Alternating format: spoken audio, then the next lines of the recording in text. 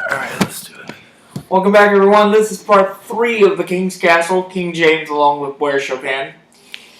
And we're going to switch gears for just a second and talk about the next pay-per-view, the first SmackDown exclusive pay-per-view, Backlash, coming up on September 11th. Because as you saw this past Tuesday, Daniel Bryan and Shane McMahon revealed 2 brand new championships exclusive to SmackDown, the SmackDown Women's title and the SmackDown Tag titles. Now, here's where it gets a little bit interesting. The SmackDown Women's Championship will be contested at Backlash in the first ever Women's Six-Pack Challenge. That means all six female competitors are going to be in the ring at the same time. First woman to gain pinfall or submission wins the match. Now, I gotta say, this is a pretty interesting concept because we've seen over the past year that the women's revolution is really taking the WWE by storm. The girls are taking over. So if you ask me, this is a pretty big step for the competitors on either side. What do you make of this? Well, I mean, I understand that's a pretty big step to have, both brands have their separate women's divisions. And the way they've pushed the women's division over the past year or so, maybe prior to that, it's just, it's taken leaps and bounds as far as taking it seriously as a wrestling product. But I will say, would it do more good for the women's division if they had one match with 6 women at once, or separate matches where you have like one title match and you have a number 1 contender, and then maybe another match is in a steel cage? Who knows? Well, isn't it better to have 3 matches in the spotlight than just one? Well, some might argue that, but then you're taking up a greater percentage of the program. But on the other side, though, you have to factor in that we've only seen, to my knowledge, one steel cage match that involved the. I didn't mean specifically like something like a gimmicky kind of thing. Right. You know what I'm saying? So you think it needs to be more of a gimmick match instead of being about how many competitors are in the ring? Yeah, I mean, just more. I think, I get that they're trying to emphasize the women's division, and to make it more of a serious thing, and I think they've done a great job of that. But I think the next step is getting to a point where you're not just throwing all the women in the ring at once. Like, for instance, let me just bring up a matter of public record here. We've seen women's hardcore matches in WWE. We've seen women's cage matches. So, how do you go any further than that? What would you do? I'm not specifically meaning going further than that. I mean going further than just having kind of one match where you throw all the women in the ring together. Like maybe 2 matches. Maybe you have a title match and a number 1 contender match. Right. That to me is showing more of the next step forward than just having one match with everyone. I think eventually, in 10 years' time, and this will be the bold prediction of the show, we're going to have an entirely women's pay-per-view. Oh! Maybe sooner than that. Interesting. Because, I mean, that is growing rapidly, but the next step is more than one match, I think. So, in short, you think it'd be better if the women's division was under a tournament aspect? Not really a tournament aspect, but just more, I think, getting a whole division on SmackDown is a big deal. But having more than one match. Right. Because let's face facts. I mean, even with this one match, 90% of the pay-per-view is going to be dudes wrestling other dudes. Exactly. So, I mean, for people to take it more seriously and for it to be more marketable, it just needs, I think, more exposure. And I mean, these women are great wrestlers. This isn't without question. This isn't the old gimmicky days, right? When we grew up. I will bring up something because you mentioned that. As of this past week, Raw has officially signed Bayley to that's a big deal. the roster. I saw that on Twitter. So, and she's one of the best pure female athletes I've seen since Trish Stratus of the Bellas. So this is a huge coup not only for Raw, but for the entire women's division overall. You know what I think's a great plot idea. I just thought of this in my head, and you're gonna think this is crazy. Oh no! But we've got my guy. My guy is Kevin Owens, right? Yeah. I like Kevin Owens. I feel like he doesn't get enough shot. Not a shot. I feel like Kevin Owens should change his name to Catherine Owens. What? And he could be like the first transgender wrestler. And then you could have Kevin or Catherine go in the women's division, and everyone hates him because they know he's just trying to get a title out of the women's division.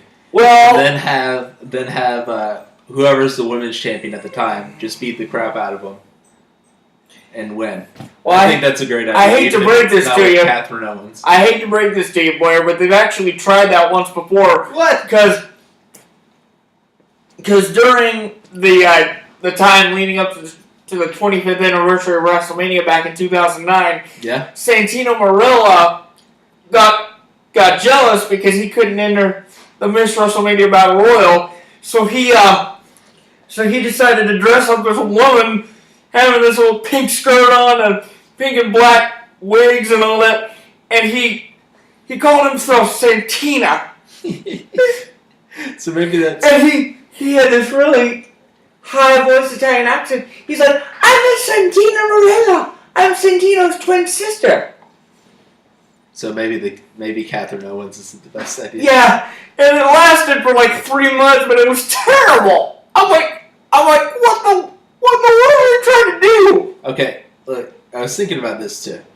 As far as legitimizing the women's division and everything, the best thing I think John Cena could do is if he lost a match to a woman and passed it. Could you imagine John Cena passing the torch to Charlotte Flair? That would be like a historic WWE moment. I think that's a great idea. Well, you may be onto something with that. I gotta admit, you might be onto something with that. But anyway, as far as the new titles are concerned, we also have a new tag team championship exclusive to SmackDown.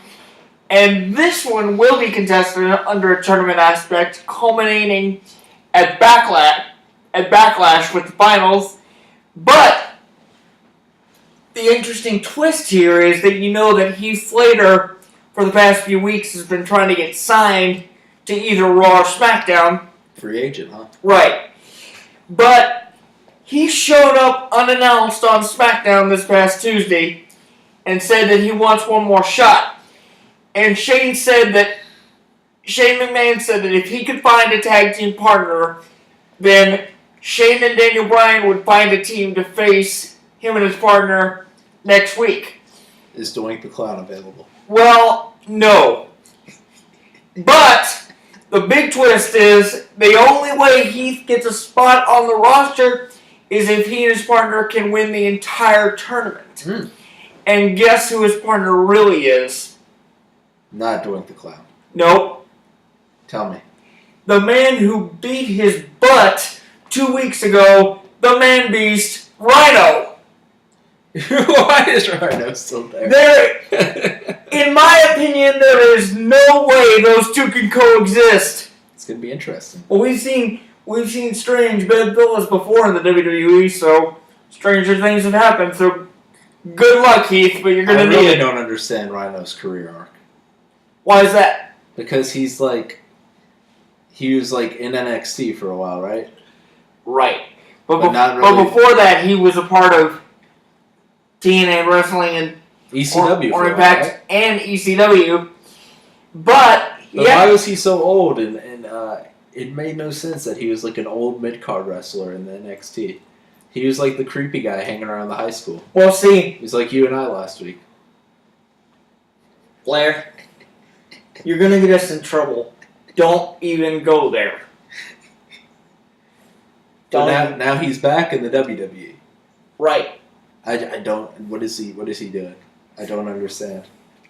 I don't understand it either. They but just kind of throw him out there, don't they? Yeah. Here's Rhino. We'll give you a spot. But anyway, I remember when Goldberg beat him for the U.S. title. One of my first wrestling memories. What? No. That wasn't. Was it Rhino? That wasn't Rhino. That was Raven, the leader of the flock. Gathered those guys. remind me of each other. Remember, Rhino says, "Gore! Gore! Gore!" But Raven says, quote the Raven, "Nevermore." See, I'm not intimidated by by Raven quoting the Raven.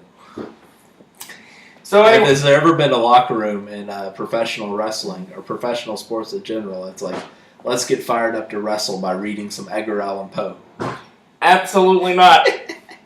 But that's the first. In other words, it's the first wrestling match I remember watching was Goldberg and the Raven. Right. What was yours?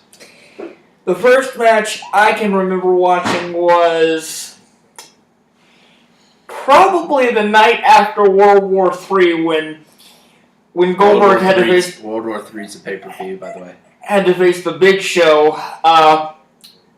who was then known as the Giant. What happened to the Big Show? I remember that match, but I don't know what happened to the Big Show. Is he retired? I don't think so. I think he got drafted to Raw. Oh, did he? Yeah. You never see the Big Show anymore. Yeah, we haven't seen him in a couple of weeks. Last time I heard from him was on Stone Cold's podcast. And that was back in February. Oh, yeah. There was a lot of swearing going on in that podcast. They're having a good time. But anyway, when we come back, we're going to give you our picks for what's hot for the week, and we've got a lot to talk about with that, so stay tuned.